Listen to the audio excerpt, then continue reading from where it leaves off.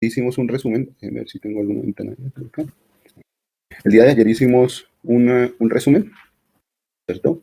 Entonces, el día de hoy vamos a continuar con nuestro desarrollo. Déjenme ver. Vamos a ver los replies. Bien, nuestro repli es Python 101, ¿no? Bien.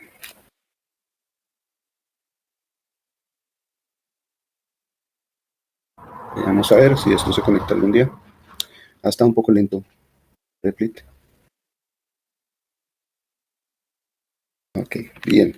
Entonces, el día de ayer hicimos para la primera sección, antes de descanso, de todo lo que habíamos visto, de todo lo que hemos hablado en Python, ¿vale? Utilizando este editor de código o entorno de desarrollo, hicimos un recorrido rápido de todo lo que habíamos trabajado hasta el momento. Llegamos a... ¿Dónde fue que llegamos? Así, hasta slicing antes del descanso, si no estoy mal. Recorrimos todos los temas, refrescamos un poquito el tema de slicing, podemos hacer recortes de la variable que tenemos, recordamos lo que habíamos hablado de listas. Voy a alargar esto un poquito más. Hagamos esto así. Recordamos lo que habíamos visto de listas. Una lista es un conjunto de números que pueden ser de tipo carácter, cadenas de caracteres, números enteros, números flotantes o booleanos. Pero después también nos dimos cuenta que podíamos tener como elemento de una lista también otra lista o algo que llamamos después una tupla, ¿no? Con respecto a las listas, vimos que las listas permiten modificarse y esta facilidad la vamos a llamar mutabilidad, o sea, permiten mutarse. Y se podía cambiar los valores de esta lista por medio de indexación, realizando indexing, o utilizando algunas fórmulas, algunas funciones que vienen ya especificadas en Python. Insertar, adicionar, borrar, remover, quitar, son algunas de las funciones que nos permiten las listas. Bueno, vimos también otras listas como métodos de ordenamiento directo e inverso, ¿no? Y después hablamos de las tuplas. La diferencia entre una lista y una tupla es que la tupla se crea con el separador del paréntesis circular y la lista se crea con el separador del paréntesis cuadrado. La tupla también puede contener diferentes tipos de datos, caracteres, booleanos, flotantes, enteros, pero también puede contener listas. Entonces, la tupla puede contener cualquier tipo de dato, un tipo de dato primitivo. Acuérdense que hemos llamado los tipos de datos primitivos los string o cadenas de caracteres, los booleanos, los flotantes y los enteros. Hemos dicho que esos son tipos de datos primitivos. Y hay otros tipos de datos, de pronto podríamos decir que son artificiales o vienen siendo como agrupaciones de valores, arreglos, y uno de esos tipos de datos lo definimos como la lista. También podríamos decir que en la ayuda de Python se hace referencia a estos valores como un objeto. Entonces, un objeto puede ser un valor string, un valor booleano, un valor entero, un valor flotante, o también una lista puede ser un objeto, o también una tupla puede ser un objeto, ¿vale?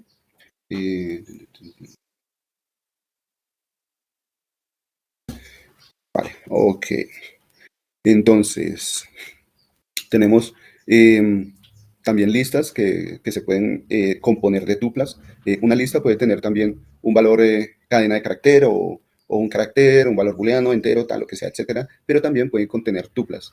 Vimos la función list, que si nosotros tenemos un conjunto de números, no importa si es lista o tupla, podemos convertirla en una lista con la función list. La función tupla hace exactamente lo mismo, tuple hace exactamente lo mismo, y con todos estos arreglos, con los arreglos lista y con los arreglos tupla, se puede hacer un slicing, ¿vale? Podemos estar haciendo slicing, es decir, tomando algunos conjuntos de elementos de esas tuplas o de esas listas, ¿vale? Bien, y creo que quedamos acá, sí. Y nos quedamos aquí, en esta parte. Recuerden, antes de continuar, que en el foro material de clase, yo les compartí a ustedes un foro que dice Tutorial Python. Y en este foro, acuérdense que hay una página que hemos estado utilizando como casi que como texto guía, ¿no? Una página donde esa página nos va a ayudar a practicar un poquito toda la terminología, la sintaxis, las palabras reservadas, las variables. Vamos a empezar a poder acceder a esa página y practicar. Entonces los invito a que acudan, vayan a esta página también, y podemos seguir en práctica de todos estos temas. ¿Listo? Bueno, entonces les decía que nos habíamos quedado en las tuplas. En el índice de esta página que les acabo de mencionar está la sección de tuplas. ¿Se acuerdan que les había dicho? Vamos a hacer aquí por aquí nuestro resumen, blog de notas de tipos de datos. Habíamos hablado de los tipos de datos primitivos. Esto se va a quedar grabado sea como sea. String, entero, flotante y booleano. ¿Sí? Pero también tenemos otros tipos de datos que iban a salir de los arreglos o de los arrays, ¿sí? Estos tipos de datos arrays, empezamos diciendo que habían listas, que habían tuplas, que habían conjuntos y que habían diccionarios. Resulta que las listas necesitaban el paréntesis cuadrado, las tuplas el paréntesis circular, los conjuntos, las llaves, igual que los diccionarios, las llaves. La sintaxis del diccionario iba a ser diferente, ¿no? Con las listas decimos que una lista es mutable, pero que una tupla no es mutable. Es decir, no se puede modificar. Como la lista no se puede modificar, no va a permitir el uso de algunas funciones o de la mayoría de las funciones que sí permite list. Por ejemplo, una de las funciones que hacía que la lista cambiara era la función sort, que ordenaba la lista. Otra de las funciones que hacía que la lista cambiara era append. Append lo vamos a usar de pronto recurrentemente. Vamos a estar llamando append para ir adicionando elementos a la lista. Esto también hace que la lista cambie, ¿cierto? Adicionar un elemento en la lista, quitar un elemento, ordenar la lista. Esto hace que la lista cambie. Por eso decimos que es mutable. La tupla no es mutable. Una vez que se crea, no va a permitir hacer un ordenamiento, no va a permitir agregar algún valor, directamente no lo va a permitir. Si lo quisiéramos hacer, tendríamos que hacer ciertas manipulaciones de código, hacer ciertas vueltas, algo como volver una tupla, convertirla en lista, modificarla y después de modificarla, volver esa lista, convertirla en tupla nuevamente. Pero directamente no podemos hacer una modificación en la tupla. No podríamos ordenar, ni adicionar, ni borrar datos. La tupla queda tal como uno la ha creado. ¿Listo? Algo que sí podemos hacer con la tupla es indexing. Indexing. Epa. Podemos acudir a los elementos de la tupla con ese valor índice. ¿Sí? Colocando un valor índice, podremos saber cuál es la posición de ese elemento, el valor de ese elemento en una determinada posición. También slicing, evidentemente, podemos hacerlo con el paréntesis cuadrado, colocando el nombre de la tupla y en paréntesis cuadrado. Pero resulta que como la tupla no es mutable, la cantidad de funciones que podemos utilizar con la tupla son mucho menores. Entonces, por aquí, en la parte de los métodos, vamos a ver básicamente dos métodos con tuplas, ¿listo? Dos métodos con tuplas, que es el método count y el método index. El método count o la función count, pues me va a permitir contar elementos, así como en las listas podíamos contar, perdón, con las variables string, podíamos contar cuántas letras tenía una variable. También lo podemos hacer con las listas, también lo podemos hacer con las tuplas, porque esto no modifica la tupla, ¿cierto? El contar algún elemento no modifica la tupla. Y la función index, pues simplemente es el mismo método de indexación, el poder acceder a algún cierto tipo de dato utilizando la indexación o la sintaxis para indexar. Déjenme ver si algo se me queda en tintilla, vamos a ver. Ok.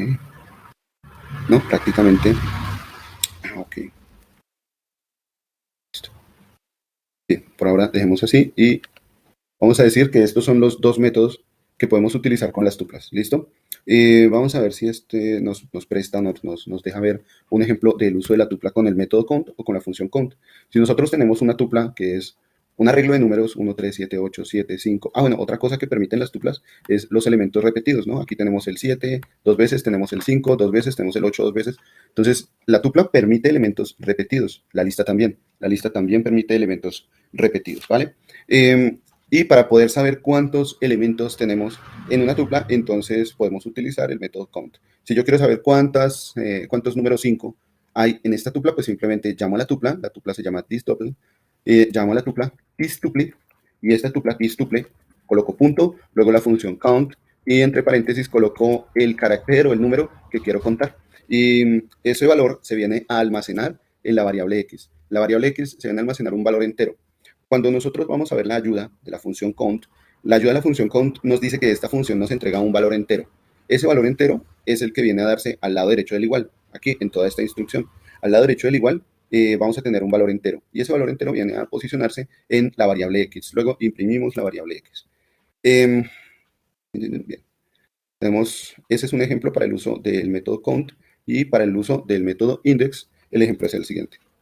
Tenemos nuestra tupla y cuando acudimos con el método index a la posición 8, por ejemplo, recordemos que la posición inicial siempre va a ser la posición 0. El elemento de la posición 0 es 1 en esta tupla. Luego tenemos la posición 1, 2, 3, 4, 5, 6, 7, 8 y 9. Tenemos desde la posición 0 hasta la posición 9. Esto me indica que la posición índice 8 va a guardar el elemento número 8, ¿no? Vean ustedes, 0, 1, 2, 3, 4, 5, 6, 7 y 8. La posición índice 8 va a mostrarme el elemento número 8. Entonces, la función index convierte esto en el valor de ese elemento, que es el que se viene a almacenar en la variable x. Y luego se imprime. Esa variable x se imprime. ¿Listo? Tenemos aquí definición y uso. El método encuentra la primera ocurrencia del valor. Bien, listo. Entonces, vámonos por aquí a devolvernos un poquito en tuple métodos. Y creamos otro archivo. Un archivo número 15. Metupla.py. ¿Listo? Bien, este archivo metupla nos va a servir para probar esos métodos. Entonces, por ejemplo, tenemos, voy a crear la tupla num 1, una tupla con un arreglo de números, puede ser al azar 98, 76, 54, 43, 32, ¿vale? Tenemos aquí nuestra tupla y vamos a utilizar primero que todo el método count. Vámonos aquí con el método count. ¿Cómo utilizamos el método count? Primero que todo, llamamos a nuestro objeto que es la tupla.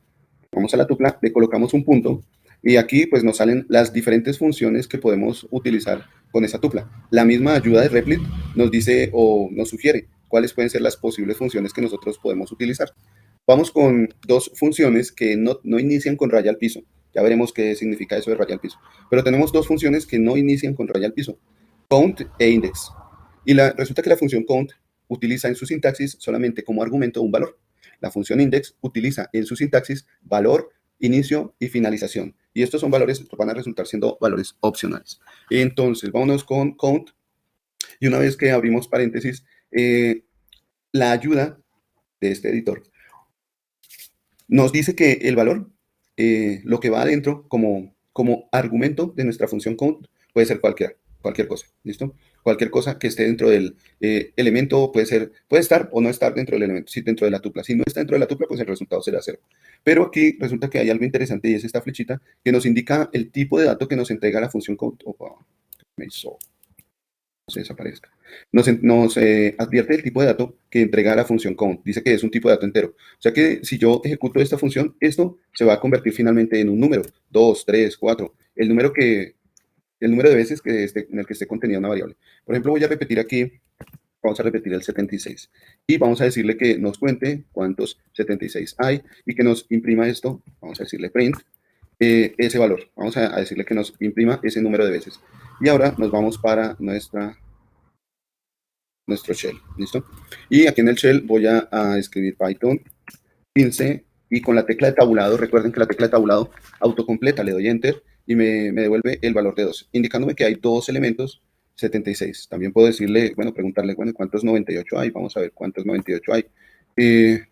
Aquí que dice, en la línea 3, toma exactamente un argumento. Déjenme ver aquí qué hicimos. Vamos exactamente un argumento.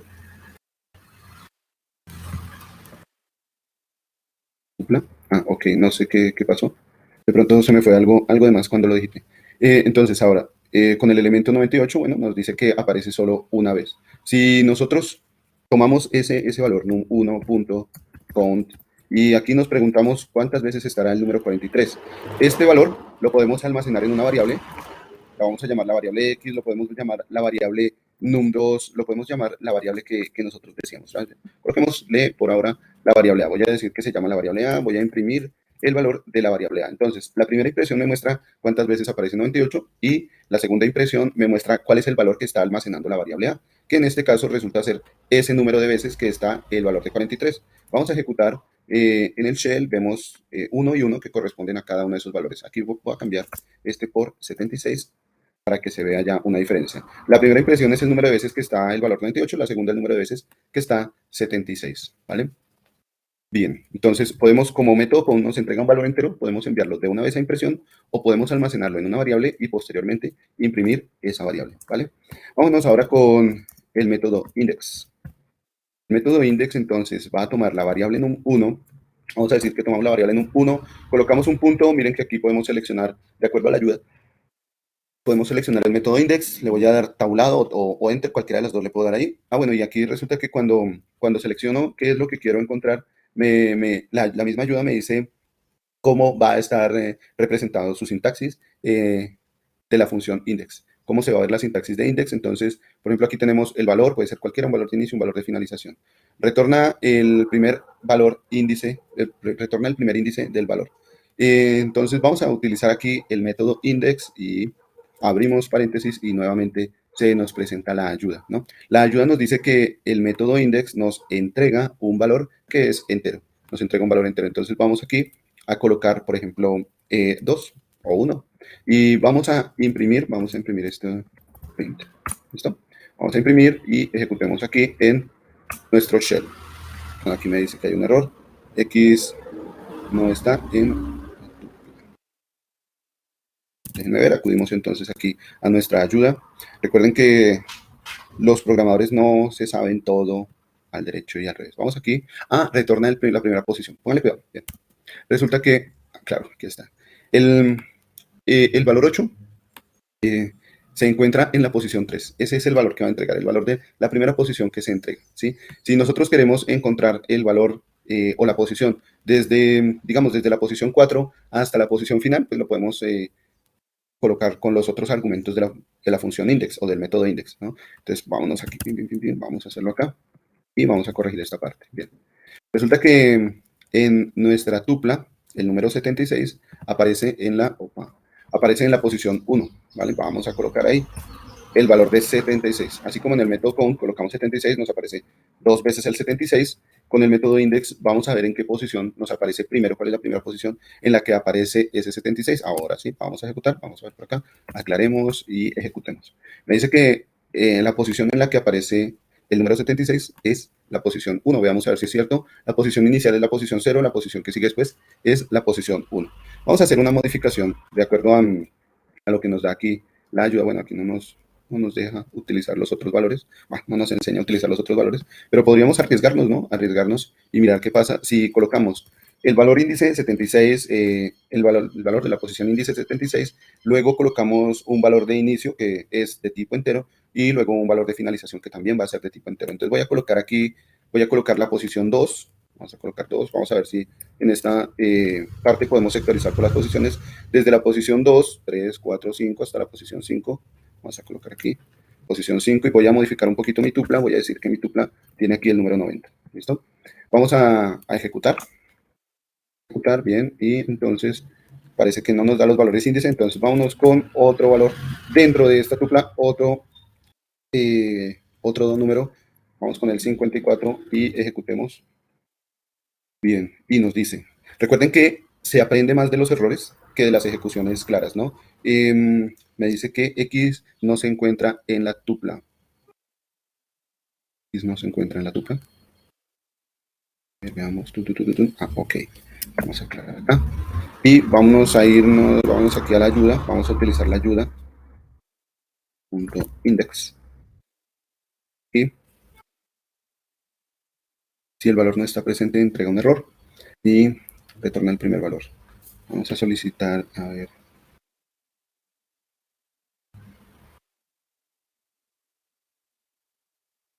¿Qué podemos hacer acá? Bueno, a ver. En un segundito, ya miramos. Métodos.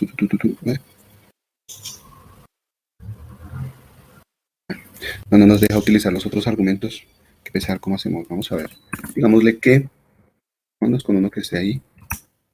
Nos genera error. ¿Por qué nos genera error?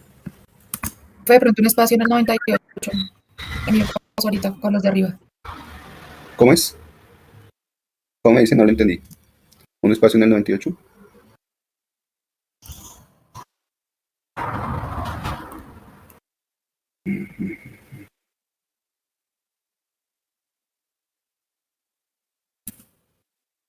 Conserva.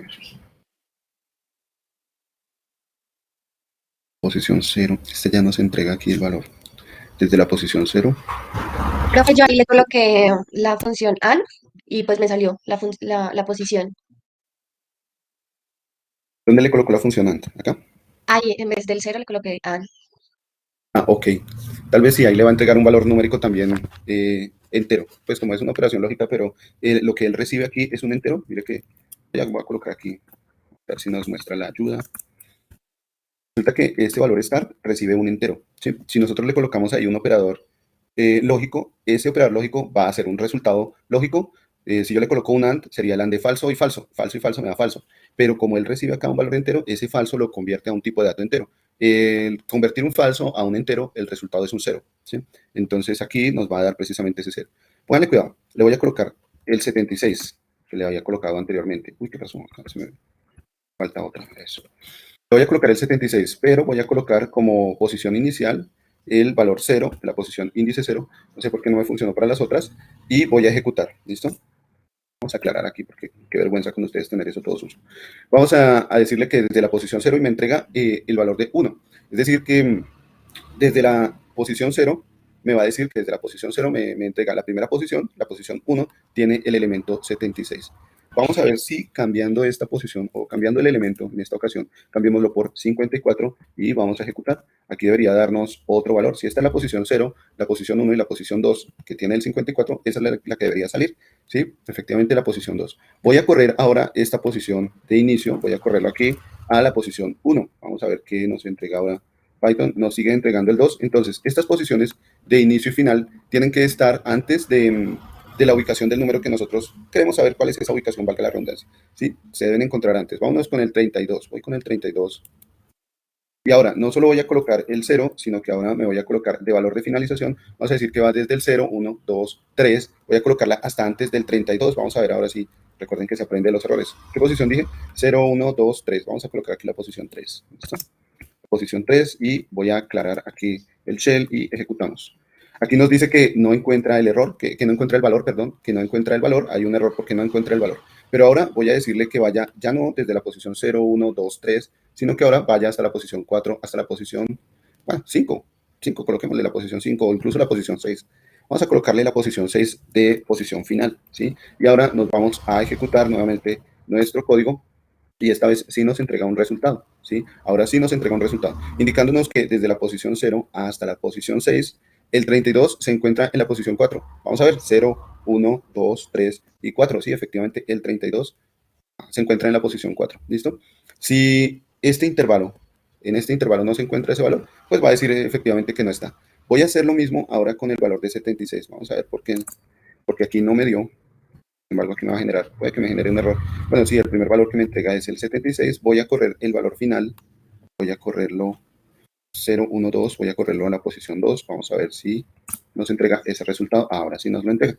Desde la posición 2, 0, 1 y 2, es decir, desde el 54 hasta la posición 6. 3, 4, 5 y 6, es decir, hasta el 90. Desde el 54, que es la posición 2, hasta la posición 6, que es el 90, se va buscando el 76 y encuentra el 76 en la posición 5. Vamos a ver, 0, 1, 2, 3, 4 y 5. Efectivamente, se encuentra en la posición 5. ¿Vale? Esa sería como la manera en la que se puede usar la función o el método index para una tupla. Este método también se puede utilizar para las listas. Sin embargo, pues resulta muchas veces mejor simplemente preguntar si el elemento se encuentra en la lista para no saber exactamente la posición, sino saber si el elemento se encuentra para realizar alguna determinada tarea, ¿vale? Bien, y creo que hemos terminado con las tuplas. Pasemos ahora con los conjuntos. Hablemos ahora de los conjuntos. No sé si ustedes recuerdan, tal vez cuando uno veía matemática básica, la matemática de conjuntos. No sé si recuerdan los diagramas de Venn, el término de diagramas de Venn, o los diagramas de conjuntos. Espero que los recuerden, porque de esta manera es que vamos a tratar los elementos que se almacenen como un conjunto, ¿sí? Vamos a poder trabajar con cada uno de estos elementos precisamente con las mismas características con las que se puede tratar un conjunto. Es decir, que podemos estar hablando de, así como en un diagrama de Venn, voy a abrir aquí un diagrama de Venn. Diagrama de Venn, para recordarles un poco cómo se veía un diagrama de Venn, ¿cierto? Un diagrama de Venn lo utilizábamos en conjuntos, ¿se acuerdan? Para ver gráficamente cómo está contenido un conjunto. Y resulta que en estos diagramas de Venn podíamos tener diferentes operaciones. Podíamos tener operaciones de intersección, podemos tener unión, podíamos tener diferencia entre conjuntos, diferencia simétrica, bueno, todas las operaciones que se pueden tener entre conjuntos, ¿vale? Entonces, vamos a utilizar esta función conjunto, ¿listo? Vamos por acá y voy a crear. Y bueno, algo que acabo de caer en cuenta es que se me olvidó mostrarles otra opción. Bueno, no importa, vamos a verlo ahorita. Vámonos con conjuntos. Set.rey, ¿listo? Vamos a crear el archivo set.py. Vamos a crear el archivo set.py para empezar a crear conjuntos. Voy a crear mi primer conjunto, lo voy a llamar con 1, y para esto voy a utilizar el separador de las llaves, ¿sí? Entonces aquí el conjunto puede ser elementos numéricos, 9, 8, 7, 6. También podemos tener en el conjunto, podemos tener elementos de tipo cadena de caracteres. Por ejemplo, si yo tengo el elemento con 2 o el conjunto con 2 mejor, también utilizo el separador de las llaves. Entonces voy a tener los elementos en esta ocasión de A, E, I, O, ¿vale? Tengo aquí un conjunto con estos elementos. También podemos cambiar los tipos de datos de los conjuntos. Entonces vamos a ir con la impresión, ¿listo? Vamos a irnos a imprimir lo que es el conjunto 1. Vamos a imprimir también lo que es nuestro conjunto 2. Vamos con el conjunto 2. Voy a aclarar aquí la terminal y voy a escribir Python 16, el archivo 16, tabulado, autocompleta el nombre del archivo. Nos imprime aquí el conjunto y vamos a cambiarle el tipo de dato. Vamos con un conjunto 3, que sea un tipo de dato entero, flotante y booleano. ¿Sí? Y booleano. Y vamos a imprimirlo también. Vamos a imprimir ese conjunto. Vamos aquí, ejecutamos e imprimimos. Bueno, aquí nuestro valor booleano no apareció. Voy a colocar otro valor. Digamos que sea, coloquemos una letra, o ABC, mejor. Coloquemos ABC y volvemos a ejecutar. ¿Listo? Aquí en nuestro conjunto el valor booleano no aparece. ¿Listo? Vamos a ver acá, vamos a colocar un falso. Vamos a colocar un número y vamos a colocar, bueno, se me ocurre que una operación falso y verdadero. ¿Listo? Y vamos a mirar el resultado de nuestro conjunto con 3. Vamos con el conjunto con 3. Por acá tenemos 1, 2, 3 con 3. Correr esto un poquito. Bien, vamos con nuestro conjunto con 3. Con 3 tiene falso 1, 3, 4 y ABC. Por aquí tenemos 1, 3, 4 y ABC. Vamos a quitar esta operación. Quitamos esta operación que nos está generando conflicto. Bueno, ¿por qué este falso está saliendo así? Bueno, parece que, aclaremos acá, volvamos a ejecutar y miramos la explicación de este elemento. True y false. Lo primero que tienen que saber con un conjunto es que el conjunto me va a entregar los elementos de manera ordenada. Siempre el conjunto me va a entregar los elementos de manera ordenada. ¿Listo? ¿Qué significa esto? Bueno, si yo tengo aquí A, E, O, U, el conjunto me va a imprimir esos elementos A, E, O, U. Si yo tengo aquí los valores 9, 8, 7, 6, bueno, aquí no sé por qué no me lo ordenó, el conjunto debería mostrármelo de manera ordenada. 8, 9, 6, 7, no sé por qué aquí no me lo ordenó. Aquí quedé desconcertado, pero algo que sí podemos decir con los conjuntos es que los conjuntos entregan los valores de manera ordenada. No entiendo por qué aquí el primero no me lo ordenó. Y eso significa que cuando nosotros tenemos diferentes tipos de datos, perdón, cuando tenemos diferentes tipos de datos, lo primero que debemos tener en cuenta es que cada uno de estos tipos de datos tiene una codificación en el procesador. A esta codificación se le llama código ASCII. Y ese valor de código ASCII es el que va a permitir realizar el ordenamiento. Es decir, cuál valor, cuál número o cuál variable se colocaría primero. En este caso, está ordenando primero los valores booleanos, luego los valores numéricos y por último los valores cadena de carácter. ¿Listo? Siempre podríamos decir que un conjunto va a entregarme los valores ordenados. ¿Qué pasa con un conjunto si yo tengo elementos repetidos? Por ejemplo, conjunto 4. Voy a irme por acá a colocar el 23, 54, 23 nuevamente y 9. ¿Sí? Y ahora nos vamos a imprimir. Voy a imprimir el conjunto 4. ¿Listo? Vamos aquí a realizar esta ejecución. Voy a esto un poquito por acá. Entonces resulta que el conjunto 4 es, en el momento en el que lo formulé, tiene 4 elementos, ¿no? Sin embargo, esos 4 elementos están delimitados por unas llaves que hacen que esos elementos estén dentro del tipo de dato conjunto. Y el tipo de dato conjunto no repite elementos, no permite elementos repetidos. Es decir, este 23 que se ve aquí de manera repetida, pues no se va a ver en el conjunto, ¿vale? Bueno, ¿qué otra característica tienen los conjuntos?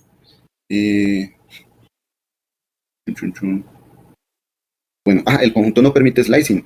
En el conjunto, por ejemplo, si yo digo con 4, voy a colocar aquí la posición 0 y voy a imprimir, vamos a ver, int, la posición 0 del conjunto. Vamos a ejecutar esto, a ver qué nos dice. Primero aclaremos y luego ejecutamos. Resulta que cuando nosotros tratamos de hacer indexing o slicing, simplemente con hacer indexing ya nos damos cuenta, el realizar indexing no nos entrega un valor, nos entrega un error, ¿no? Dice que el conjunto no es indexable, no podemos acceder a cada uno de esos subscript, se le llama subscript a cada uno de esos valores por medio del valor índice. Entonces, un conjunto no permite la indexación, ¿vale? ¿Qué otra cosa no permite? Valores duplicados, no permite la indexación. Y creo que sí permite la mutabilidad. Déjenme ver qué funciones tenemos con los conjuntos. Vamos por acá. Vámonos a nuestra ayuda de la página. Dice que podemos crear conjuntos de tipo cadenas de caracteres y simplemente las imprimimos. Podemos también, vamos a ver.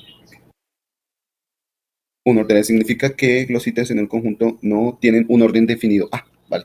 No tienen un orden definido. Aquí me corrijo con respecto al ordenamiento. Precisamente el conjunto lo ordena de acuerdo a lo que crea su propio criterio, pero no tiene un orden definido, ¿vale? Esto es para tenerlo ahí en cuenta. Entonces, para corregirme en la parte del ordenamiento, quiero decirles que un conjunto precisamente no permite o no entrega un orden definido en los valores. ¿Qué más tenemos por acá? Bien. Bueno, aquí lo que les decía, el valor true resulta ser un 1, ¿no? Entonces, cuando nosotros teníamos el 1 entero y el true resulta ser precisamente ese valor entero 1, o sea que aquí tendríamos en el conjunto un 1 y otro 1. El valor de falso debería pasarse a un 0. Si nosotros hubiéramos tenido en nuestro conjunto un 0, muy seguramente hubiera sido reemplazado por ese falso. Vamos a ver acá en nuestro conjunto 3, con 3, no voy a colocar al final este 1, sino que lo voy a reemplazar por un 0. Entonces aquí en este conjunto tenemos un true y tenemos un 1. Tenemos un falso y tenemos un 0. Entonces vamos a ejecutarlo acá. Vamos a ejecutar nuestro conjunto. Este es el conjunto con 3, ¿vale? Este que está acá. Entonces me muestra un falso, pero no me muestra el 0. No aparece ese 0. Me muestra el 1, pero no me muestra el true. 3.4 y ABC, ¿vale? Voy a hacer una modificación de este conjunto con 3. Voy a colocar aquí 1,0,34, true y vamos a volver a ejecutar, ¿vale? En esta ocasión, el primer valor que iba en el conjunto fue el 0. Ahora, ya no aparece como primer valor un falso, sino que ahora aparece como primer valor un 0. Y no se vuelve a ver el falso, porque falso resulta ser precisamente ese valor entero del 0. Entonces, el primer tipo de dato que aparezca, ese va a ser el que se va a manejar. Si aparece un valor entero y posteriormente un valor booleano, ese valor booleano va a venir siendo reemplazado por el valor entero. Si primero aparece un valor booleano y luego un valor entero, entonces el valor entero viene a ser reemplazado por el valor booleano. Vamos por acá. Bien, los invito a que intenten esta ejecución. Pueden darle aquí en Try Yourself y le damos ejecutar, correr, para ver qué es lo que sucede cuando tenemos tipos de datos cadena de caracteres, tipos de datos numéricos enteros y tipos de datos booleanos. Vamos a ver aquí qué es lo que nos sale, porque primero tenemos un tipo de dato booleano y luego viene un entero, ¿no? Entonces vamos a ver qué es lo que nos muestra. Nos muestra el tipo de dato booleano, el true, luego nos muestra el 2 y luego la cadena de caracteres. ¿Listo? Bien, vamos por acá. Vamos a ver qué más podemos tener con el conjunto. Con el conjunto podemos saber cuál es su tamaño, ¿sí? ¿Cuál es el tamaño de ese conjunto? Utilizando el método len. Entonces, por ejemplo, acá vamos a decir que vamos a utilizar la función len. Uso de la función len.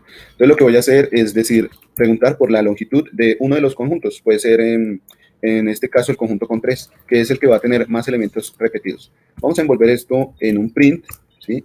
Y aquí voy a aclarar el shell para ejecutar nuevamente Python set.py. Me dice que 4 elementos tiene el conjunto con 3.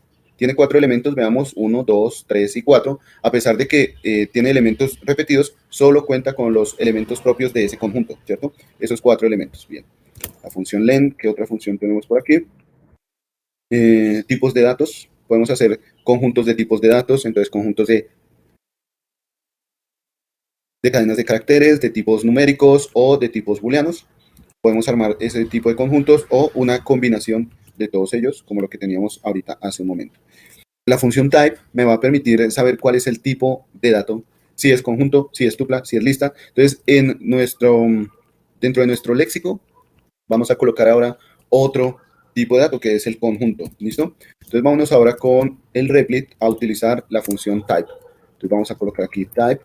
Type me va a decir cuál es el tipo de dato de un conjunto. Si yo coloco type, el tipo de dato de un elemento, de un objeto. Si yo coloco type de un conjunto, entonces me va a decir que esto es un conjunto. Vamos a colocar, vamos a preguntar por el tipo de dato de con4. Voy a envolver esto en un print y vamos aquí a ejecutar Python set.py y entonces me dice class conjunto, class set.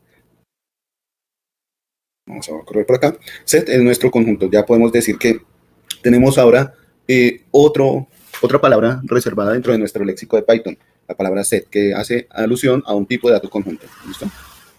Un tipo de dato que vamos a llamar el conjunto. El constructor set, bueno, por ejemplo, si nosotros tuviéramos la palabra hola, imagínense que voy a colocar aquí la palabra hola. Quiero envolver esta cadena de caracteres. Quiero envolver esta cadena de caracteres en la función set. Acuérdense que la función list me convertía un conjunto de datos en una lista. La función tuple me convertía un conjunto de elementos en una tupla. Pues ahora vamos a ver qué hace la función set. Debería convertirme un conjunto de datos en una agrupación de elementos en un conjunto, ¿no? Entonces voy a tomar esta agrupación de elementos, que es esta cadena de caracteres. Voy a guardarla, puede ser en la variable con 5. Voy a colocar aquí función set, ¿vale? Y vamos a imprimir.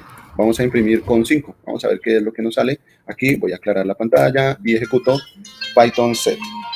Vamos a ejecutar set y entonces me muestra los valores L, A, H, O, ¿sí? Lo que muestra un conjunto. Están las letras H, O, L, A de la palabra hola en el ordenamiento que le da el mismo conjunto, ¿vale? También para otros tipos de elementos, si yo tengo la variable num1, va a ser, por ejemplo, una lista de 23, 45, 56, 89, yo podría utilizar el constructor set para tomar esa lista de números y convertirla en un conjunto. Podría decir que este es el conjunto 6 y vamos a imprimir el conjunto 6. Vamos a ver qué es lo que nos sale en el conjunto 6. Vamos aquí a ejecutar nuevamente. Ahora, el conjunto 6 son los elementos de la lista num1, pero con el delimitador de las llaves, que es el delimitador del conjunto, ¿sí? Se convierte un tipo de dato, una agrupación de datos, en un conjunto. ¿Qué pasa si yo utilizo el constructor set para un valor? Por ejemplo, set 3, ¿sí? Y digo que este va a ser mi conjunto 7. Y voy a imprimir el conjunto 7. Vamos a ver qué es lo que pasa. Voy a limpiar esta área de acá. Y nos vamos con ese valor entero. Me dice que los objetos de tipo entero no son iterables. Aquí, ojo con esta palabra, iterables.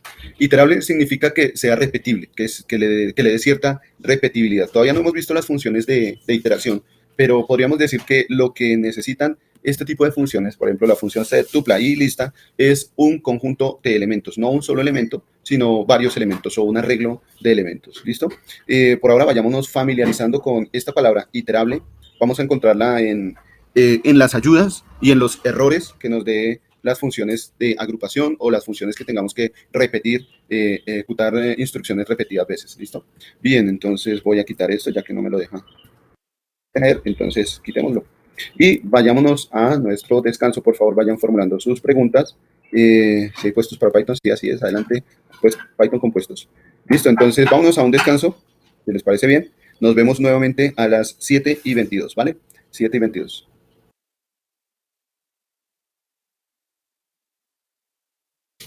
Muy bien, ya estamos aquí. Estamos nuevamente aquí con ustedes. A ver, ¿dónde estaba yo? Ok. Les había dicho entonces que tuvieran en cuenta la palabra iterable. Nos lo vamos a encontrar, yo creo que a partir de la próxima semana, cuando empecemos a hablar de lo que son funciones de tipo ciclo, funciones repetitivas, ¿no? Ya a partir de la próxima semana, el tema se torna un poquito más denso. Vamos a empezar a hablar de algo más profundo, que son los ciclos. ¿Listo? Bien, entonces continuemos con esta parte de los conjuntos. Terminemos conjuntos y hablamos de diccionarios. Resulta que los conjuntos, aquí aclaremos esto, ejecutemos esta Python 16. Entonces, listo. Resulta que los conjuntos permiten modificar los valores. En los conjuntos podemos cambiar ciertos valores. Voy a hacer algo así como una especie de tabla para ver cuáles son las diferencias que vamos a encontrar entre listas, tuplas y conjuntos. Entonces, por aquí creo que tenía mi bloc de notas. Entonces, decimos que las listas son mutables. Voy a quitar esto que está acá. Voy a quitar también esto. Decimos que las listas son mutables, las tuplas no son mutables y los conjuntos sí son mutables. Es decir, que sí se pueden modificar, ¿vale? Bien, ¿qué otra cosa podríamos decir de una lista? Una lista sí se puede ordenar. Sí se puede ordenar. Una tupla también, una tupla se puede ordenar.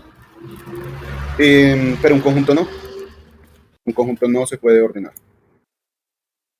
Bien, ¿qué otra cosa podemos decir? Con el conjunto, bueno, con la lista podríamos hacer indexing y slicing, ¿no? O sea, index, con la tupla también podemos hacer un index, pero con el conjunto no vamos a poder hacer un index. No index. ¿Qué otra cosa? Valores duplicados. Resulta que el conjunto no permite duplicados. No duplicados. O no repetidos. Vamos a colocarlo aquí como no repetidos. Las listas, sí, repetidos. Perdón, las tuplas, sí, repetidos. Y las listas también, repetidos. ¿Listo? Estas serían como las diferencias entre lista, tupla y conjunto. Algunas permiten mutarse, otras permiten indexarse, otras permiten repetirse o ordenarse. Vamos entonces, como los conjuntos sí permiten mutarse, permiten cambiarse, entonces vamos a ver cuáles pueden ser las funciones que permiten este cambio en los conjuntos. Casi que un conjunto no permite nada, no permite ordenar, no permite indexar, no permite repetir, pero como sí permite mutar, sí permite cambiar, podemos utilizar algunas de las funciones que usábamos en lista que también permitían cambiar la lista, mutarla, ¿listo? Entonces vamos a utilizar aquí esas ciertas funciones. Profe, en el set no permite el slicing, o a qué se refiere cuando no se permite el slicing? ¿Se refiere a repetir o a qué? Se refiere a algo parecido con el indexing. Por ejemplo, me voy con ¿cuál conjunto? Vámonos con el conjunto 4, ¿listo? Conjunto 4. El conjunto 4 podríamos decir que el conjunto 4, como no permite indexar, si el conjunto 4, el elemento en la posición 0 es el 23, si yo llego y pregunto por el elemento en la posición 0, cuando ejecute esta instrucción, pues no permite indexar. Tampoco va a permitir hacer slicing, que es tomar desde la posición 0, digamos que hasta la posición 2, ¿cierto? Desde la posición 0 hasta la posición 2, o hasta la posición 1, o hasta la posición 3. Entonces, esto tampoco lo va a permitir el slicing, ¿listo? Que es sectorizar o tomar un conjunto, una parte de elementos, o un intervalo de elementos, ¿vale? Listo. Y entonces, vámonos aquí con los conjuntos. Decimos que con los conjuntos no permite ordenar, no permite duplicados, tenemos por acá conjuntos. Vamos a ver las operaciones que podemos realizar con los conjuntos. Vamos a ver qué operaciones podemos realizar. Bueno, como son conjuntos, recuerden que como son conjuntos, pues podemos realizar operaciones de conjuntos, o sea, operaciones de unión, intersección, diferencia simétrica, bueno, etcétera, etcétera. ¿Sí? Vamos a poder realizar todas estas operaciones, pero también vamos a poder realizar operaciones que teníamos en las listas. Por ejemplo, adicionar elementos, modificar elementos dentro del conjunto.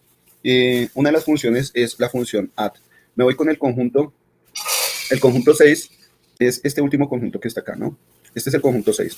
Voy a colocar aquí, vamos a hacer esto. Conjunto 6 es este que está acá. Vamos a decir que este es nuestro conjunto 6, ¿cierto? Cuando imprimamos sabemos que este es el conjunto 6. Ahora lo que voy a hacer es adicionarle un elemento al conjunto 6. Voy a adicionarle, por ejemplo, voy a tomar conjunto 6, y voy a colocar un punto. Una vez que coloco un punto, me aparecen las diferentes funciones que puedo utilizar para los conjuntos, ¿sí? Entonces puedo utilizar funciones de aclarar, adicionar, diferencia. Voy con esta función que es adicionar. Voy con la función de adicionar, la selecciono y entre paréntesis vamos a colocar el elemento a adicionar. Los elementos que tenemos ahora en este conjunto son 56, 89, 45, 23. Vamos a colocar, por ejemplo, el 99. Voy a adicionar el 99 y vamos a imprimir, ¿listo? Imprimamos el conjunto 6. Imprimamos el conjunto 6. Para esto me voy aquí al shell, voy a aclarar y voy a ejecutar el conjunto. El conjunto 6 originalmente está compuesto por 56, 89, 45, 23 y se le adicionó el elemento 99. Adicionándole el elemento 99, entonces tenemos ahora 99, 45, 23, 56, 89. No hay un orden específico para esos conjuntos. ¿Listo? Bien. Tenemos entonces la función add. Voy a colocarla aquí. Función add. Que me va a permitir adicionar elementos al conjunto. También podríamos utilizar la función update.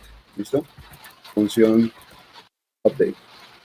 La función update me va a permitir tomar otro conjunto y actualizarlo o adicionarlo al conjunto que tenemos actualmente. Por ejemplo, tenemos nuestro conjunto 6, efectivamente, y tenemos también nuestro conjunto, digamos que el primero que nos aparezca aquí, el conjunto 4. Entonces voy a imprimir acá. Voy a imprimir acá el conjunto 4 y voy a hacer aquí una concatenación diciendo que el conjunto 4 es este que está acá, ¿vale? Ese que vamos a imprimir ahí, ese es nuestro conjunto 4. Lo que voy a hacer es utilizar la función update, colocando primero el conjunto 6 con 6, luego coloco punto. Miren que una vez que coloque punto me salen todas las funciones que puedo utilizar, todos los métodos o funciones que puedo utilizar. Por aquí nos vamos a encontrar con la función update. Voy a darle enter, abro y cierro paréntesis y adentro voy a colocar el conjunto 4. ¿Listo? Voy a colocar con 4. Ahora voy a actualizar con 6 con el conjunto 4. Vamos a aclarar aquí nuestro shell. Ejecutamos. Tenemos el conjunto 6, este que está acá, con el elemento adicionado. El conjunto 4, este que está acá, bueno, algo me faltó aquí, que fue imprimir. Imprimir ahora nuestro conjunto 6, ¿cierto? Voy a aclarar nuevamente. Vamos a ejecutar. Y ahora imprimimos nuestro nuevo conjunto 6. El conjunto 6, antes de la actualización con el conjunto 4, era este que está acá. Luego tenemos nuestro conjunto 4 con estos 3 elementos. Y ahora nuestro conjunto 6 tiene estos otros elementos. Hay un elemento en el conjunto 4 que también aparece en el conjunto 6. Ese aparece repetido, pero cuando ya tenemos la actualización de los conjuntos, ya aparece solo ese elemento, ¿vale? Bien, aquí empezó a llover. Muy bien. ¿Qué otra operación tenemos? Operaciones, bueno, todavía no hemos visto algunas funciones, no hablaremos de esas por ahora. Pasemos a funciones add y actualizar. Bueno, aquí me aparece actualizar. Miren que aquí en el ejemplo de la página tengo un conjunto y una lista. Y resulta que se está actualizando, el conjunto se está actualizando con los elementos de una lista. Eso es lo que tenemos aquí. Permítanme un segundo, por favor.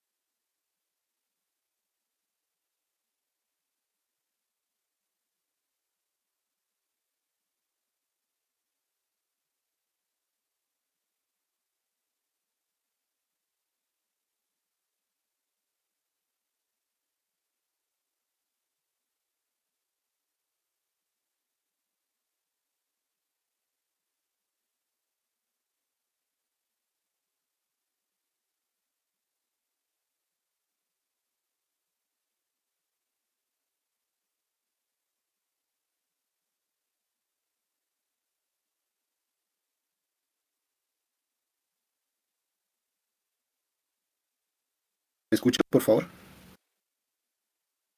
¿Me confirman?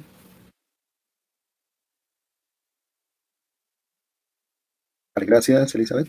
Bueno, cuidado, dice, no podría definir la posición de los caracteres. No lo permite. Ya, con respecto al indexing y al slicing, sí, es correcto. Bueno, entonces les decía que tenemos la función update, la función add, nos van a permitir adicionar, actualizar el conjunto. Si se dan cuenta, esto es mutabilidad, o mejor dicho, puedo modificar el conjunto. También puedo eliminar valores de un conjunto. Voy a utilizar la función, vámonos con la función remove. Vámonos con la función remove. Para esto voy a tomar del conjunto 6, voy a eliminar uno de esos elementos del conjunto 6. Por ejemplo, el elemento 99. Voy a eliminarlo de ahí. Entonces le doy remove, abro y cierro paréntesis y voy a colocar ese valor de 99. Y luego, bueno, imprimimos, realizamos la impresión. Me voy aquí al shell, aclaro y ejecuto Python set. Tengo entonces, en la segunda impresión está ese conjunto, corramos un poquito por acá. En la segunda impresión está ese conjunto ya modificado sin el valor del 99. ¿Listo? Resulta que hay un inconveniente con la función remove. supongamos que tenemos aquí efectivamente nuestros elementos, 99, ta, ta, ta, ta, ta, pero supongamos que le colocamos el valor de 100 a remove. Supongamos que ejecuto remove con un valor de 100. 100 no está dentro de los elementos del conjunto, ¿no? Pero pues vamos a ver qué pasa cuando ejecutamos nuestra función remove con un elemento que no está. Entonces, ¡pum!, se estalló. Con la función remove, si la función remove no encuentra el elemento en el conjunto, simplemente se estalla, ¿no? Se viene abajo. Hay un error por clave. Entonces resulta que esto es un inconveniente en la función remove. Debemos colocar o asegurarnos de colocar valores que están dentro del conjunto. En lugar de eso, podemos utilizar la función discard. Vamos a colocar aquí. Función discard. La función discard, entonces, tiene la misma sintaxis. Vamos con 6 punto, con 6 punto discard. Con 6 punto, vámonos aquí, bajemos. Miren que aquí tenemos discard. Le damos enter, abrimos y cerramos paréntesis y colocamos ahí el elemento. Si colocamos, por ejemplo, el elemento, voy a colocar el elemento 9, ¿sí? Y vamos a imprimir con 6. Entonces, aclaremos aquí nuestro entorno de ejecución y ejecutemos set.py. Con discard, entonces tenemos precisamente ese elemento que antes aparecía ahí, ya no aparece, se elimina, pero vamos a ver qué pasa si ahora el elemento no se encuentra en el conjunto. Con discard voy a utilizar el elemento 100. Vamos a ejecutar, voy a aclarar acá y ejecutamos. Y mire que pues discard no me presenta un error, no me presenta un error de clave. Simplemente si el elemento no existe, pues no pasa nada, no se preocupa por eso, ¿listo? No se pone celoso. También tenemos la función clear que serviría como para aclarar o borrar todo el conjunto. Función clear. Serviría para aclarar, para dejar vacío el conjunto. Si, por ejemplo, yo me voy con el conjunto 6 punto, acuérdense que aquí están todas las funciones, copiar, diferencia, ya vamos a ver las operaciones. Me voy con 6 clear, y luego voy a imprimir nuevamente con 6, que es nuestro conjunto 6. Entonces me voy aquí al entorno de ejecución, llamo a set.py, ejecuto, y lo que me muestra de la impresión del con 6 es que es un conjunto, pero está vacío. Sabemos que es un conjunto, pero pues está vacío, ¿no? Ya aclaró todos los elementos que estaban ahí en ese conjunto, los borró prácticamente, ¿vale? Bueno, otra cosa que podemos hacer son operaciones típicas entre conjuntos. Las operaciones que nosotros hacíamos en la primaria o bachillerato, donde teníamos operación de unión, intersección, diferencia simétrica, esas operaciones las podemos hacer acá, ¿listo? Voy a colocar aquí operaciones entre conjuntos. Operaciones entre conjuntos. Vámonos con la primera de todas, la unión. Vámonos con la unión, ¿listo? Pues para acceder a una de esas operaciones, aquí esto está un poco lleno. ¿Será que armamos otro archivo? Cuéntenme, ¿se sienten incómodos si sigo escribiendo código acá y sigo ejecutando con este código? ¿Qué piensan ustedes? ¿O creamos un archivo nuevo? ¿Qué me dicen? Los leo. A ver. No pasa nada, no dicen nada. Diga si están ahí, están vivos. Pues, profe, yo creería en un archivo nuevo. Como para comenzar el tema, ¿no? Pero mira que la democracia ganó. 2 contra 1. Dijeron que no pasa nada. Y 3 contra 1. Uy, 3 contra 1. No pasa nada. Le ganaron, Octavio. Le ganaron. Le dieron una paliza. No, mentiras. Bueno, póngale cuidado. Vamos entonces a imprimir la operación de la unión. ¿Listo? Voy a colocar aquí unión de conjuntos. ¿Qué pasa con la unión de conjuntos? Bueno, si nosotros tenemos, por ejemplo, el conjunto, vamos a imprimir dentro de nuestros conjuntos los que tenemos. Tenemos el conjunto 1, voy a llamar al conjunto 1, y vámonos con el conjunto 4. Vamos a operar esos dos conjuntos, ¿listo? Voy a imprimir entonces el conjunto 1 y el conjunto 4, para empezar con nuestras operaciones. Aclaremos acá, ejecutamos, tenemos conjunto 1 y conjunto 4. Tratemos de discriminar cada uno de ellos. Conjunto 1 será este que está acá, y por aquí tenemos el conjunto 4. ¿Listo? Bien. Okay, ya sabemos los conjuntos que tenemos conjunto 1 y conjunto 4. Ahora vamos a realizar la operación de la unión. ¿Cómo realizamos la unión? Pues tal como hemos estado realizando las operaciones entre conjuntos. Llamamos al conjunto, en este caso puede ser el conjunto 1, colocamos el punto y la palabra unión. Recuerden que una vez que colocamos el punto, nos sale la ayuda con las diferentes funciones o operaciones que podemos utilizar en conjuntos. Aquí está la operación de unión, simplemente voy a darle Enter o Tab para autocompletar. Bueno, y cuando abro paréntesis, me dice cuál es la estructura de la unión. En la unión me dice que debo colocar adentro algo que él llama un iterable. ¿Sí? La ayuda me dice que adentro, como argumento de la función unión, debo colocar un iterable, que el resultado, lo que me entrega esta función de esta operación de unión, me entrega al final un conjunto completo, pero que adentro debo colocar un iterable. ¿Qué hace referencia a eso? Pues simplemente debe ser una agrupación. Cuando estemos hablando por ahora, por el momento, de un iterable, hagamos cuenta que estamos hablando de un arreglo, es decir, de una agrupación de números. Puede ser una lista, puede ser una tupla o puede ser un conjunto. Y entonces aquí voy a colocar la unión del conjunto 1 con el conjunto 4. Vamos a colocar aquí con 1, con 4 y nuevamente nos vamos a imprimirlo así. Imprimamos el conjunto 1 después de realizar la unión, ¿listo? Entonces, aclaremos aquí nuestro entorno de ejecución, ejecutamos set.py y la unión de conjuntos, bueno, nos muestra que no hizo la unión de conjuntos. Ah, qué pena, es que no modifica el conjunto aquí. Algo que tengo que hacer es definir un tercer conjunto, por ejemplo, el conjunto, digamos que renombremos el conjunto 2. Entonces tenemos que renombrar esa operación del conjunto 1 con el conjunto 4, la tenemos que renombrar en un conjunto 2. Vamos a imprimir ese conjunto 2, que debería ser la unión de esos dos conjuntos, ¿no? Voy a ejecutar. Ahora, la impresión del conjunto 2 me muestra un nuevo conjunto, bueno, ese conjunto 2 es un nuevo conjunto con todos los elementos del conjunto 1 y del conjunto 4. O sea, hizo la unión de conjuntos, ¿cierto? Aquí tenemos la unión de conjuntos. Entonces aquí voy a colocar unión. Ahí tenemos la unión de conjuntos. Y voy a aclarar, vamos a ejecutar nuevamente. Entonces tenemos el conjunto 1, el conjunto 4 y la unión de esos dos conjuntos, ¿vale? Vámonos ahora con la intersección. Ah, bueno, algo que antes de que se me olvide. Resulta que la unión también la podemos hacer con un operador. Si yo tengo acá conjunto 1 y conjunto 4 y creé el conjunto 2, yo podría tomar el conjunto 1 y el conjunto 4 y pasarlos por un operador. En esta ocasión el operador puede ser la barra vertical. La barra vertical funciona igual que la operación de unión de conjuntos, ¿listo? Entonces aquí vamos a ver si esto lo imprimimos. Vamos a ver si este me deja imprimir. Voy a aclarar y a ejecutar nuevamente. Vamos a ver si me dejó unión. Bien, aquí está la segunda parte de la unión. Esta segunda impresión es la operación de la unión entre conjuntos, con 1, con 4, ¿sí? Es exactamente la misma. Podríamos decir que unión con el operador, con este operador, ¿sí? Operador barrita, ¿sí? O no, simplemente la barrita. Digamos que con la barrita lo que obtenemos es esto que se saca. Ah, bueno, aquí me falta la coma.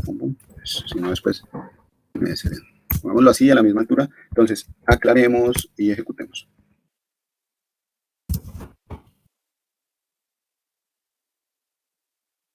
Entonces, el operador de la barra me permite hacer unión de conjuntos, ¿listo? Vámonos ahora con la intersección. Intersección. Entonces ahora, aquí voy a colocar...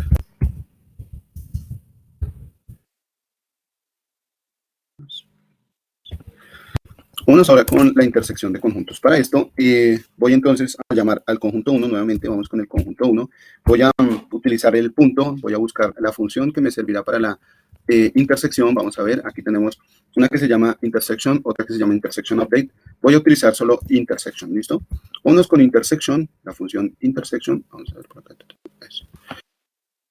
Entonces, la función intersección, vamos a decirle que haga intersección con el conjunto 4. Ah, bueno, no nos dimos cuenta, a ver si teníamos elementos comunes. Resulta que el conjunto 1 tiene 8, 9, 6 y 7, y el conjunto 4 tiene 9, 54 y 23. Elementos comunes entre el conjunto 1 y el conjunto 4 es el 9, ¿cierto? El 9 es el único elemento común entre esos dos conjuntos. Entonces, vamos a ver qué resulta de la intersección entre conjuntos. Para esto, nuevamente, vámonos con la modificación del conjunto 2. Imprimamos ese conjunto 2, ¿vale? Y vamos a ejecutar acá, aclaremos, hacemos el llamado y ejecutamos. Resulta que la intersección de conjuntos me entrega un conjunto con los elementos, bueno, en este caso el elemento, pero puede que hayan más de uno, con los elementos que comparten los dos conjuntos. En este caso el 9 aparecen los dos conjuntos, o sea que la intersección entre esos dos conjuntos es precisamente el conjunto 9, ¿no? Entonces aquí tenemos, este sería, a ver, decimos que esta es la intersección. Entonces aquí la intersección y también podríamos decir que hay un operador para la intersección. Déjame ver, el operador de la intersección es el operador ampersand. Ampersand, vamos a utilizar ampersand acá. Vamos a utilizar ampersand para el operador de la intersección. ¿Cómo la voy a utilizar? Bueno, vamos con 1, ampersand con 4, ¿no? ampersand con 4. Y voy a aclarar aquí en el chat, control L, ejecutamos. Entonces, con el operador de ampersand, el resultado es muy parecido, ¿no?, al de la intersección. La intersección me entrega 9 y el operador ampersand me entrega también el 9. Otra operación entre conjuntos, ¿quién se acuerda? Vamos con la diferencia. ¿Sí? Vámonos con la diferencia. Resulta que la diferencia, coloquemos aquí resulta que la diferencia simplemente es la comparación entre los elementos de un conjunto y otro, y se restan, simplemente se restan. ¿Qué pasa con el conjunto 4? Están compartiendo el elemento 9 con el conjunto 1, ¿cierto? Ahí están compartiendo el elemento 9. Entonces lo que voy a hacer es colocar conjunto 1, punto. ¿Recuerdan qué es lo que viene después del punto? Después del punto viene la ayuda. Entonces me aparece la ayuda, aquí puedo hacer uso de la ayuda, o si yo me sé la palabra, pues simplemente la escribo div o div, y la ayuda todavía me sigue, valga la redundancia, ayudando. Entonces voy con difference, vamos a seleccionar difference, abrimos el paréntesis y nos muestra la ayuda. Adentro debe ir también un iterable, vamos con 4, y vamos a colocar estos valores en otro conjunto con 2, ¿listo? Imprimimos con 2, vamos a ver qué pasa. Voy a limpiar aquí la pantalla y vuelvo a ejecutar. Ahora, la diferencia me muestra los elementos que están en un con 1, pero que no están en con 4, ¿sí? Se hace una diferencia de elementos. Como hay un elemento que comparten con 1 y con 4, pues simplemente ese elemento se quita y los demás elementos son los que hacen parte de la diferencia, ¿vale? La diferencia matemáticamente pues se puede tomar como si fuera con 1 menos con 4, ¿sí? Ahí podríamos tener ya una diferencia normal. Simplemente basta con hacer diferencia matemática entre los dos conjuntos y así ya tenemos el mismo resultado, ¿sí? Otro es la diferencia simétrica, sería la última operación que tenemos por acá. Diferencia simétrica. Bien, con la diferencia simétrica, bien.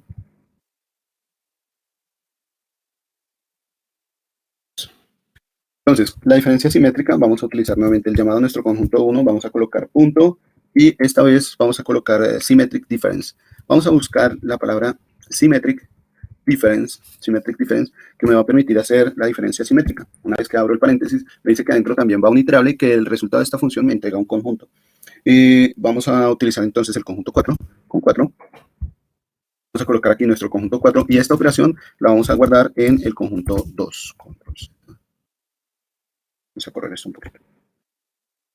Eso. Y luego imprimimos nuevamente nuestro cont 2.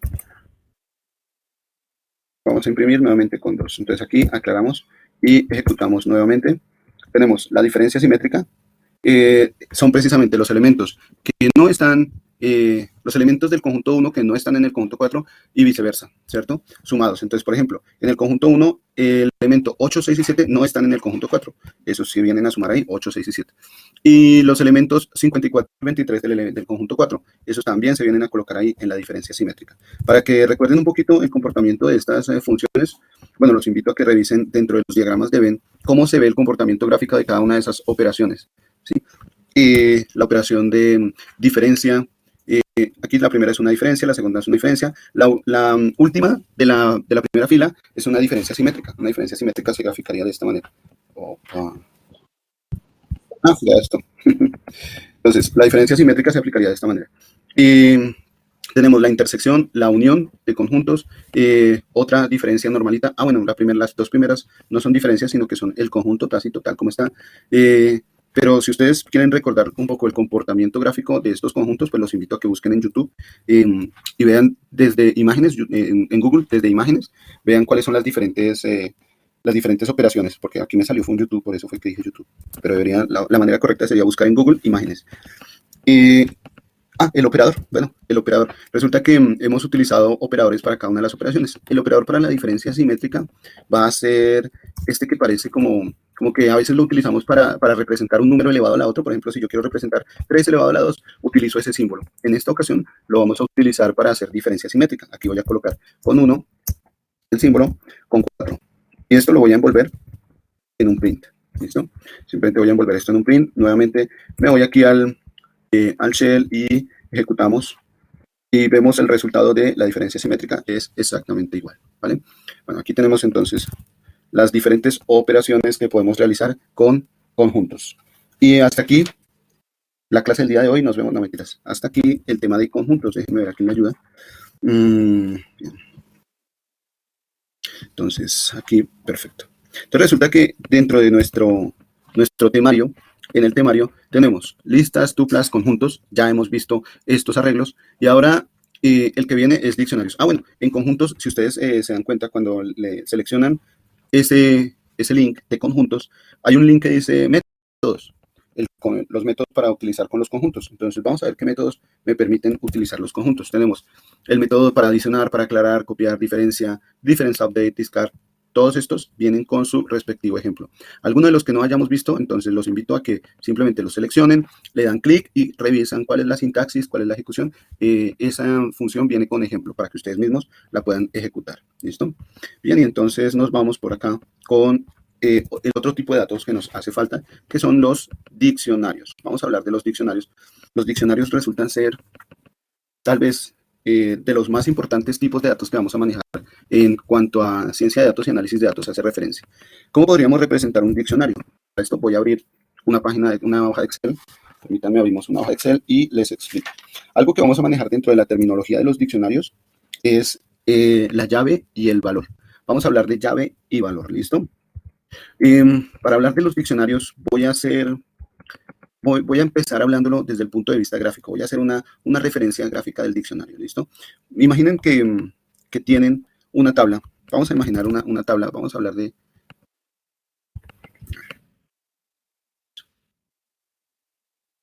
Eso, para que se vea mejor así. Bien.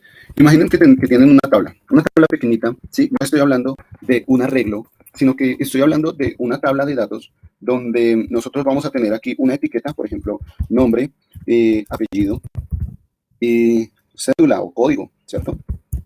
Imaginemos que tenemos una tabla con estas tres etiquetas. Resulta que para cada etiqueta viene un valor. Para cada etiqueta podemos colocar nombre. Bueno, César. Voy a colocar las etiquetas en negrita, ¿listo? Entonces, para el valor de la etiqueta nombre viene César. Para el valor de la etiqueta apellido, Quintero.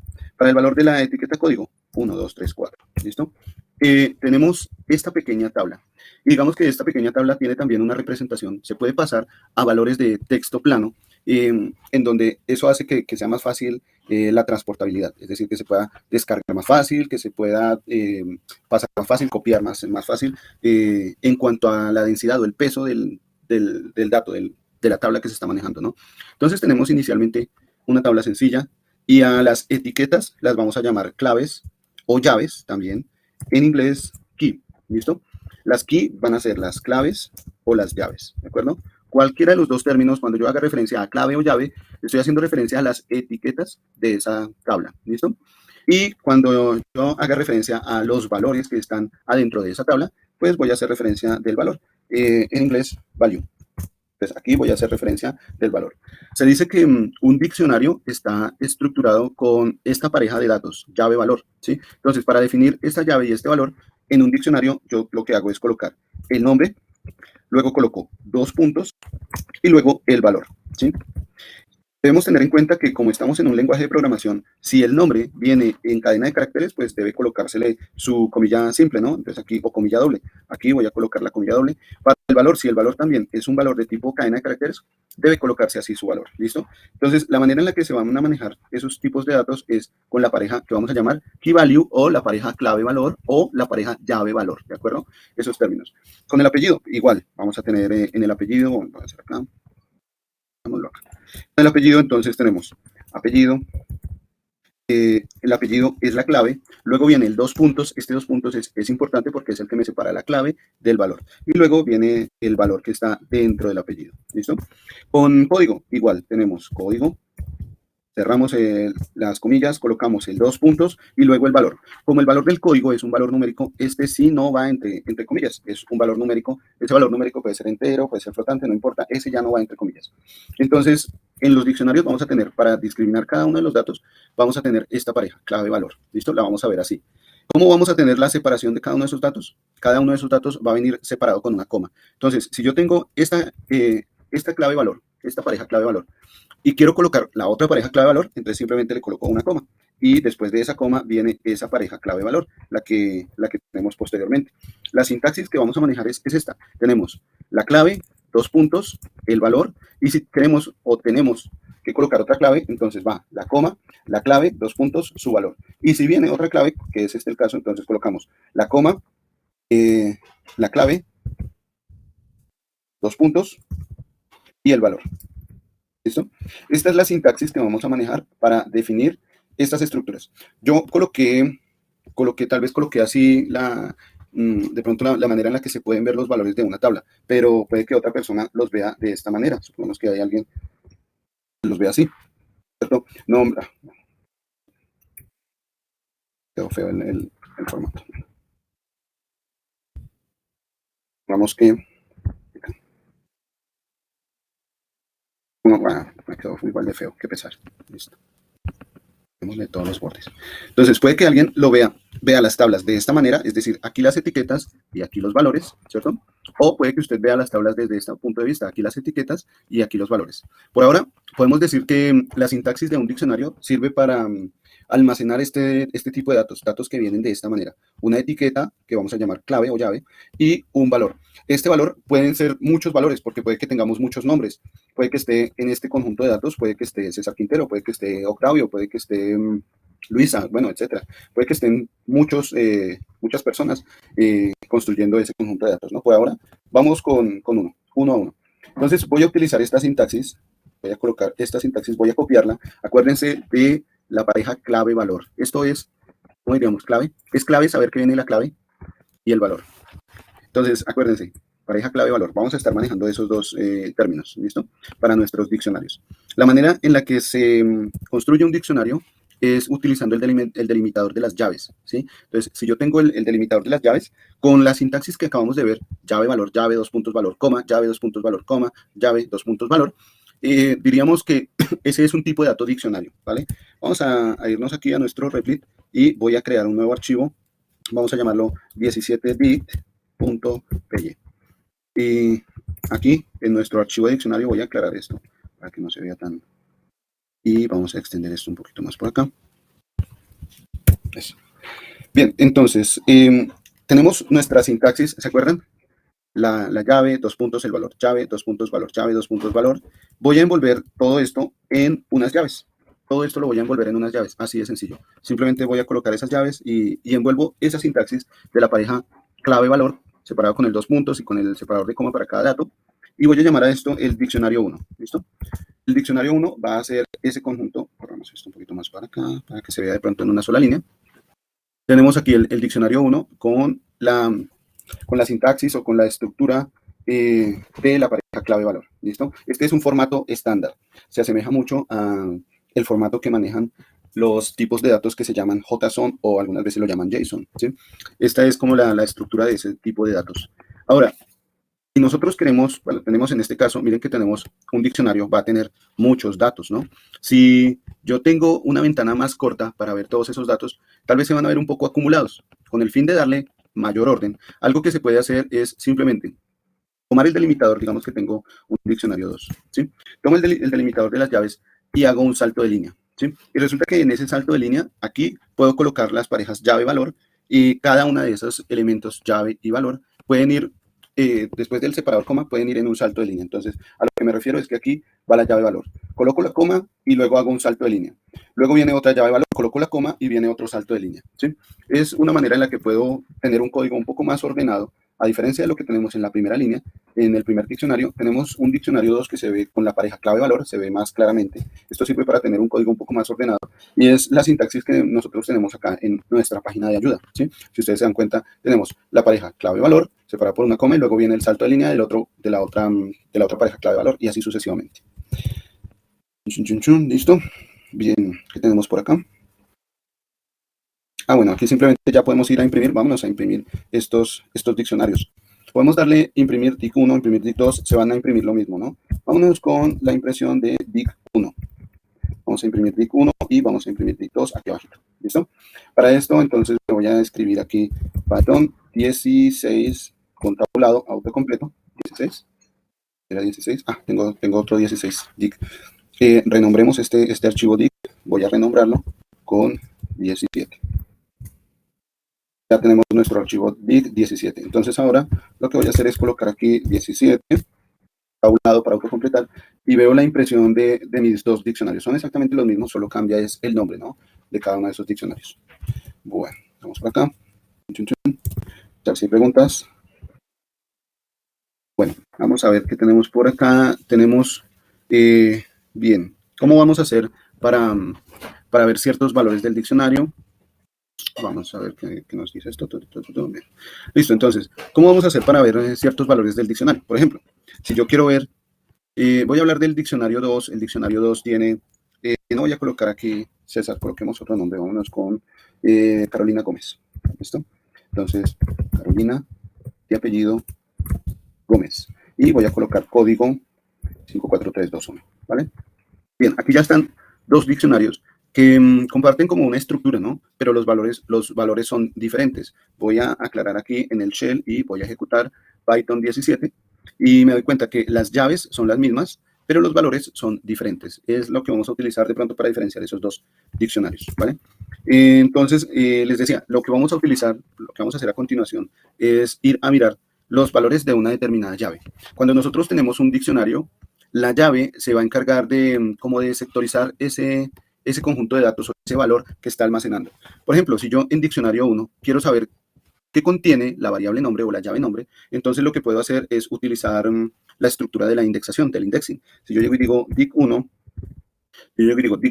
abro y cierro el paréntesis cuadrado y coloco luego la variable nombre, o coloco la llave nombre mejor, no la variable, sino la llave nombre, y voy a imprimir esto que está acá dentro de la función print. Ejecuto la función print. Entonces vamos a ver qué es lo que nos sale.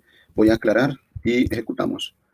Resulta que me muestra que en el diccionario 1 lo que se almacena en nombre es el contenido de ese nombre, César, ¿cierto? Es la manera en la que puedo acceder a los valores de una determinada llave. Entonces, en el diccionario 1 quiero saber qué es lo que guarda la llave nombre. En el diccionario 2 también puedo mirar, por ejemplo, diccionario 2, quiero saber qué es lo que guarda la variable código, ¿cierto? Y voy a imprimir esto, a realizar una impresión, aquí aclaramos y ejecutamos nuevamente. Entonces, ahí está el nombre del diccionario 1 y el código del diccionario 2.